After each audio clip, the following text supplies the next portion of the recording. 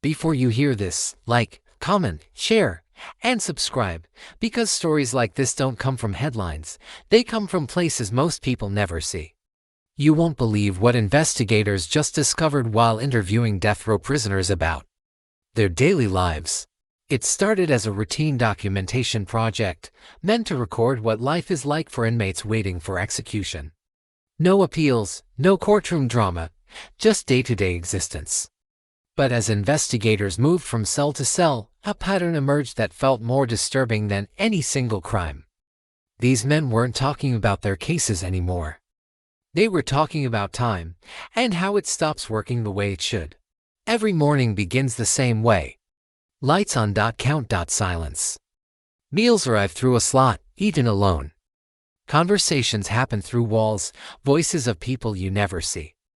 One prisoner said days feel identical, except for one detail: the sound of footsteps in the hallway. Those footsteps could belong to anyone, but sometimes they belong to officials bringing paperwork, and paperwork means the clock just got louder. Investigators noticed calendars covered in crossed-out days, then abandoned entirely.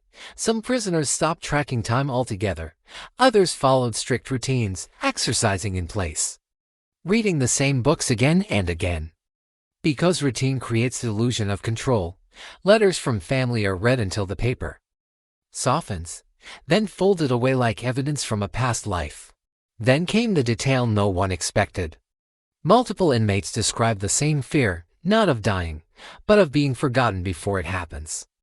One man said the worst moment isn't at night, it's the quiet after mail call, when nothing arrives and no one remembers your name. Another admitted he listens closely during guard shifts, trying to tell the difference between normal rounds and something final. Here's the twist investigators couldn't ignore.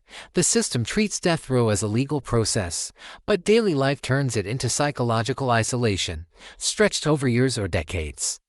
Punishment doesn't end at sentencing. It repeats every morning. So ask yourself this: if justice is meant to be final, why does it take so long? And what happens to a human being while they wait? The deeper story behind death row doesn't end here. And if you want to see how these cases truly unfold, more of this reality is waiting on this channel. What do you think? Comment below.